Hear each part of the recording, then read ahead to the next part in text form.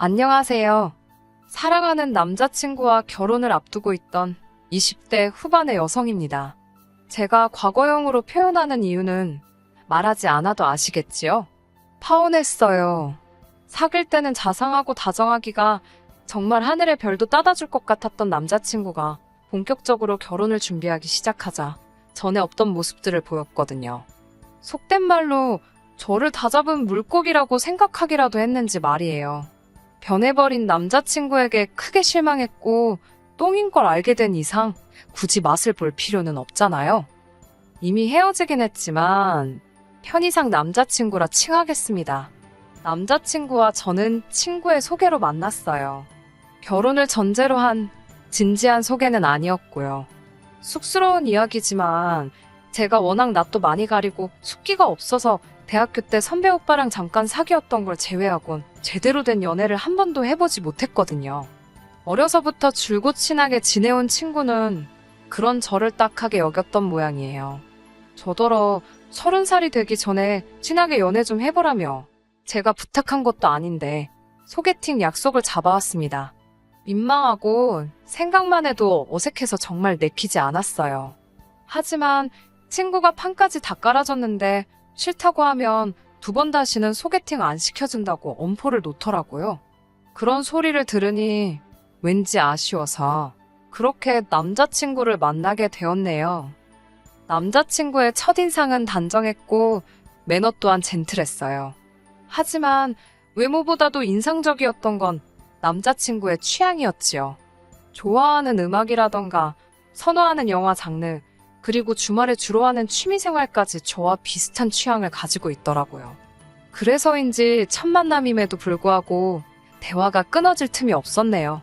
사실 그 무렵 친구들과 만나면 늘상 하는 이야기가 먹고 살기 힘들다거나 개인적으로 짜증나는 일들, 소위 앓는 소리가 대부분이었어요. 그런 시기다 보니 더 피곤해지는 일도 종종 있었고요. 그런데 남자친구와 만나면 대부분의 시간을 서로가 좋아하는 것들이나 관심이 있는 주제에 대한 이야기를 하며 보냈으니 지루함은 고사하고 주중에 쌓여있던 스트레스를 한 방에 날려버릴 수 있었어요. 그렇게 저희는 3개월 동안 친구도 아닌 연인도 아닌 애매한 사이로 데이트를 이어가다가 본격적으로 사귀기 시작했습니다. 나중에 남자친구가 말하길 굳이 사귀자고 해야 한다 생각을 못했다대요. 그리고 사귄 지 8개월 만에 남자친구가 저에게 프로포즈를 해왔습니다. 저와 함께라면 앞으로도 어디서 무엇하든 즐겁고 행복할 것 같다면서 결혼해달라고 하더라고요. 솔직히 조금 촌스러운 방식의 유치한 내용이긴 했지만 크게 감동했었네요. 남자친구의 프로포즈를 받았을 때 솔직히 크게 고민하지 않았습니다. 일단 저 역시 남자친구를 많이 사랑했고요. 또 다른 이유로는 개인적으로 늘 30살이 되기 전에 결혼을 해야겠다 생각했었거든요. 그리고 그런 생각을 갖게 된 데에는 저희 부모님의 영향이 컸습니다. 저희 부모님은 주변에서 닭살 부부라고 부를 만큼 매우 사이가 좋으세요. 여담이지만 저희 아버지는 양념치킨을 좋아하시고 저희 어머니는 후라이드를 좋아하시거든요. 그런데 아버지가 치킨을 사오시는 날이면 그 치킨은 늘 후라이드였고 어머니가 치킨을 사오시면 그날은 꼭 양념이었습니다. 서로가 뭘 좋아하는지 생각하고 서로 입맛에 맞춰 사오시다 보니 곧잘 일어나는 일이었지요. 이 밖에도 두 분이 서로를 얼마나 생각하고 위하는지 엿볼 수 있는 사건이 수두룩하답니다. 아무튼 이런 부모님 밑에서 사랑도 많이 받고 유복하게 자랐습니다. 그러니 저 역시 하루빨리 좋은 사람을 만나서 저희 부모님처럼 행복한 가정을 이루고 싶었네요. 그리고 제가 찾던 바로 그 좋은 사람이 남자친구라고 생각했고요. 하지만 제가 프로포즈를 받아주고 얼마 지나지 않아서부터 남자친구는 점점 다른 사람처럼 변해갔습니다. 지금 돌이켜 생각해보면 변해갔던 게 아니라 원래 그런 사람이었는데 용케 잘도 숨기고 있었던 것 같아요. 정말이지 남자친구가 그렇게 줏대었고 한심한 사람인 줄은 전혀 상상하지도 못했네요.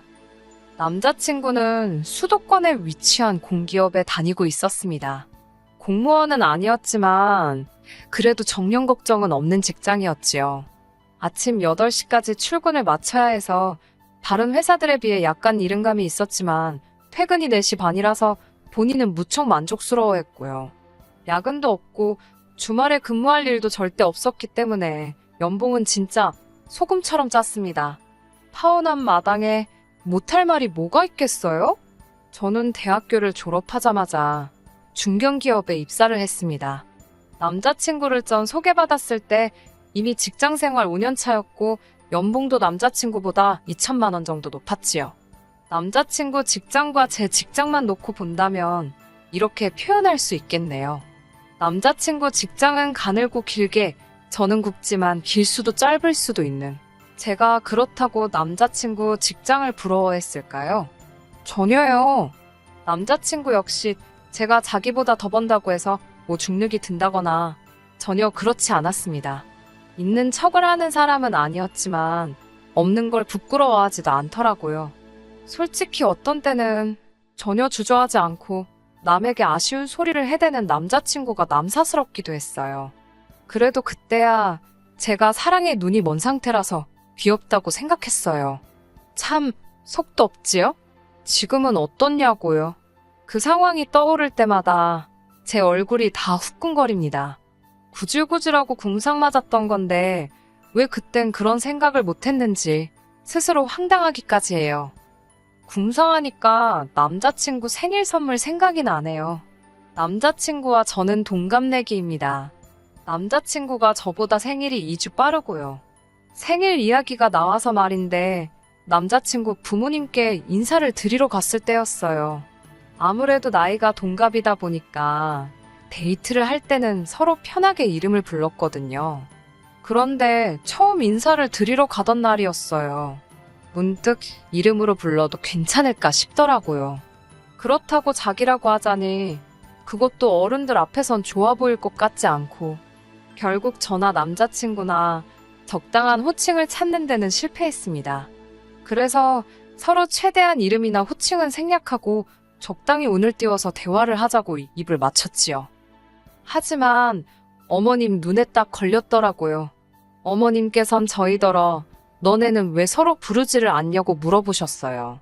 제가 어떻게 둘러대기도 애매해서 그냥 웃어 보였습니다. 그러자 어머님께선 저더러 남자친구에게 오빠라고 하라셨습니다. 생각지도 못한 어머님의 말씀에 순간 당황스럽더라고요. 그래도 저희가 동갑인데 오빠라고 부르는 건 좀 이상한 것 같다고 솔직히 말씀드렸네요. 그러자 어머님께선 아무리 그래도 아내 될 사람이 남편 될 사람 이름을 함부로 부르냐입니다.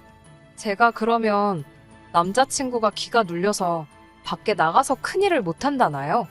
저는 어머님께 그래도 오빠는 아닌 것 같다고 적당한 호칭을 만들어 보겠다 했습니다.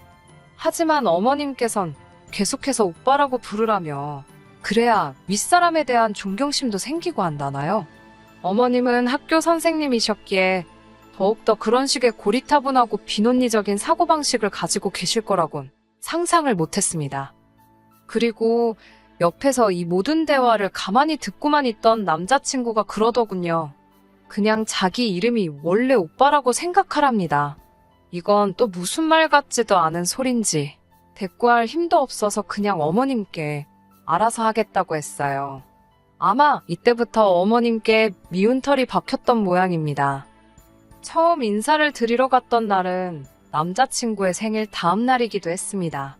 남자친구의 생일은 금요일 저녁이었는데 제가 야근이 있어서 만나지를 못했어요. 남자친구는 자기 친구들하고 모여서 생일 축하를 한다고 했고요. 상황이 그렇다 보니 생일 선물을 준비해두긴 했지만 주지는 못한 채로 어머님 아버님 댁에 가게 되었습니다. 상견례 전이기는 했지만 며느리감으로 인사를 드리러 가는 날이었으니 빈손으로 갈 수는 없잖아요. 그래서 백화점에서 한우 세트를 사들고 찾아뵙게 되었지요. 어머님께선 남자친구로부터 제가 김치찌개를 좋아한다는 이야기를 들으셨다며 김치찌개를 끓이셨다 하셨습니다. 솔직히 이때 조금 황당했어요. 김치찌개를 좋아하는 건 남자친구예요. 남자친구가 김치찌개를 좋아하는 걸 알고 있었으니까 데이트할 때도 주로 남자친구가 좋아하는 김치찌개를 먹었던 거지. 저는 김치찌개는 무슨, 김치도 잘 안 먹습니다. 그래도 뭐, 누가 강요해서 한 배려도 아니고, 제가 남자친구를 사랑해서 제가 원해서 했던 배려였으니, 남자친구가 잘못 알고 있었다고 해서 남자친구 탓을 할 생각은 없었어요. 하지만 저도 사람이다 보니 서운한 마음이 드는 건 어쩔 수 없었지요. 4인용 식탁이었는데 식탁의 한쪽 면이 벽에 딱 붙어 있었어요. 즉, 4명 중 2사람은 안쪽으로 들어가 앉아 있어야 했고 바깥쪽 사람이 비키지 않으면 들어왔다 나갔다 하기가 쉽지 않은 구조였지요. 제 맞은편에 아버님과 어머님이 앉아 계셨고 저와 남자친구가 나란히 앉아 있었습니다. 남자친구는 키가 190cm에 몸무게가 100kg 가까이 됩니다.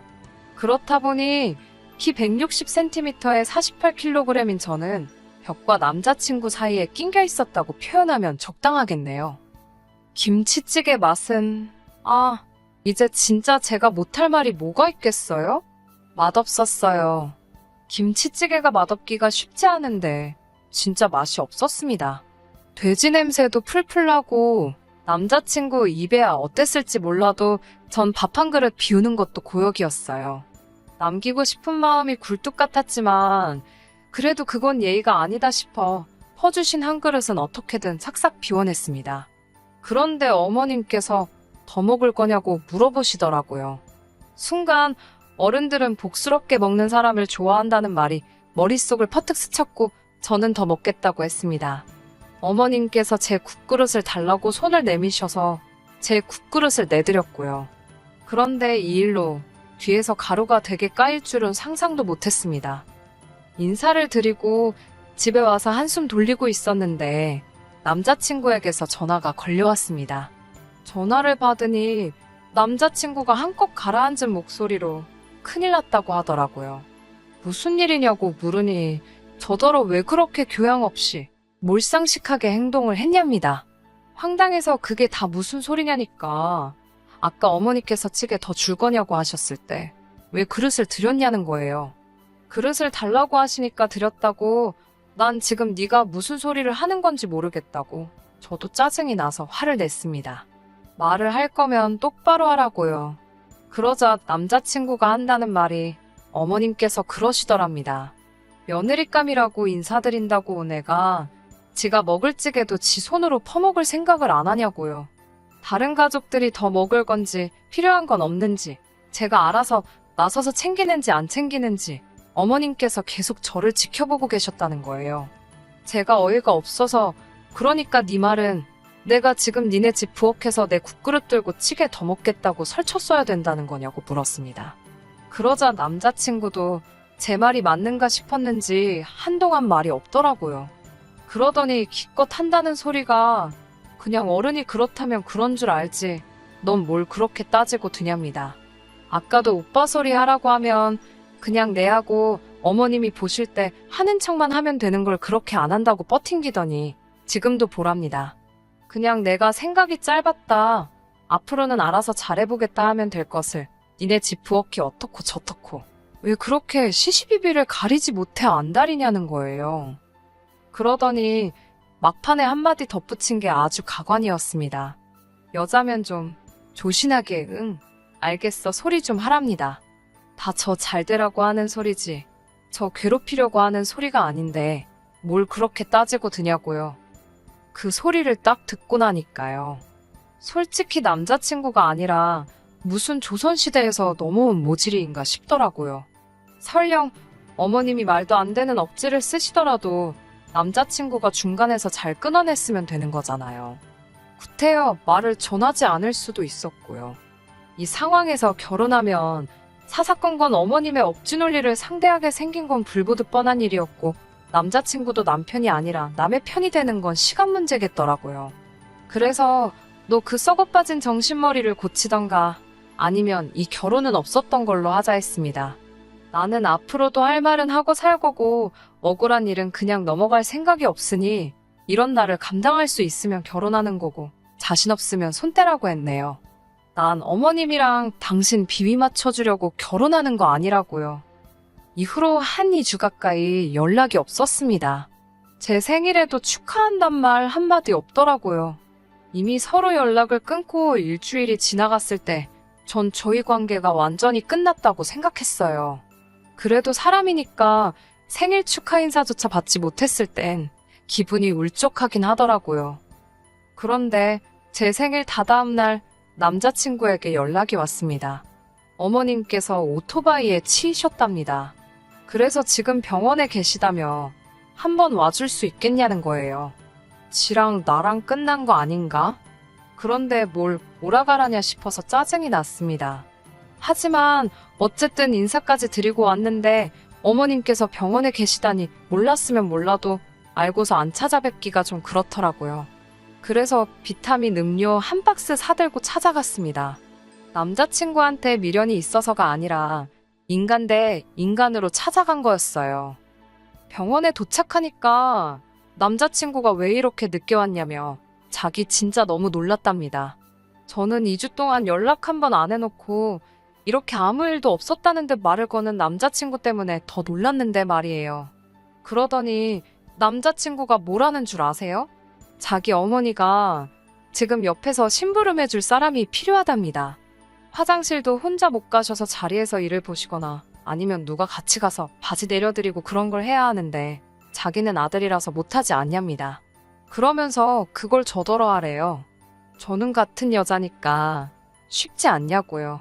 제가 어이가 없어서 나더러 지금 어머님 대소변 받아들이라는 거냐고 물었습니다. 그러자 인간이 한다는 소리가 이번에 잘하면 그동안 실수한 걸 다 만회할 수 있대요. 그러면서 빨리 병실에 들어가 보랍니다. 어머님께서 저만 기다리고 계신다나요. 진짜 어이가 없고 이 인간이 나를 뭘로 보고 이러나 싶더라고요. 비타민 음료까지 사들고 간 내가 미친 엑스다. 별의별 생각이 다 들더라고요. 남자친구에게 아무래도 내가 잘못 온 것 같다고 나는 인사나 드리러 온 거지 무슨 병수발 들러온 것도 아니고 어머님한테 잘 보이고 싶은 생각도 전혀 없다 했습니다. 그리고 나만 어머님한테 점수 깎였냐? 너도 너희 엄마도 나한테 점수 오지게 깎였다고도 말해줬지요. 무슨 너희 부모님한테만 며느리감 고르는 선택권 같은 게 있는 줄 아냐고. 나도 내 시댁을 고르는 자유가 있다고 탁 사붙여 버렸네요. 그 말을 끝으로 딱 뒤돌고 병원을 나오려는데 남자친구라는 인간이 한다는 소리가 그러면 알겠답니다. 지난번 자기 생일 때 선물 안 주지 않았냐면서 어머님 대소변 수발 들어드리는 걸로 생일 선물 퉁치재요. 진짜 뭐 이런 XX가 있나? 너 나한테 뭐 맡겨놨냐고 생일 선물 같은 소리 한다고 니네 엄마 아픈데 아들이란 자식이 나와서 헛소리나 하고 있고 너 낳고 미역국 먹었을 네 엄마가 불쌍하다고 아주 온갖 욕을 귀에 때려박아주고 왔네요. 넌 뭐 손이 없냐 발이 없냐. 그리고 간병인이 필요하면 불러 돈 주고 부르라고. 아주 병원이 떠나가라 악다구니를 쓰니까 지도 귀까지 벌게져서는. 솔직히 소리 지른 저도 잘한 건 없지만 촉팔리기도 했지만 속은 후련합니다. 그게 남자친구와 저희 마지막 만남이었어요. 이후로 듣기로는 어머님의 부상이 생각보다 심해서 한 6개월은 꼼짝없이 병원에 계셔야 한다나 봐요. 잘난 아드님께서 뭐 어떤 방법을 찾아도 찾지 않았겠어요? 관심 전혀 없고요. 까딱하면 결혼도 하기 전에 며느리감이라고 못 볼 걸 별의별 걸 다 볼 뻔했는데 잘 됐다 싶지요. 조상신이 저를 도와주셨다 싶고요. 진짜 언제가 될진 모르겠지만 만약 저에게 다시 한번 사랑의 기회가 온다면 최소한 3년은 만나보려고요. 끝까지 들어주셔서 감사합니다. 오늘의 사연은 여기까지입니다. 구독과 좋아요, 알람 설정 부탁드리고 더 좋은 사연으로 다시 찾아뵙겠습니다. 감사합니다.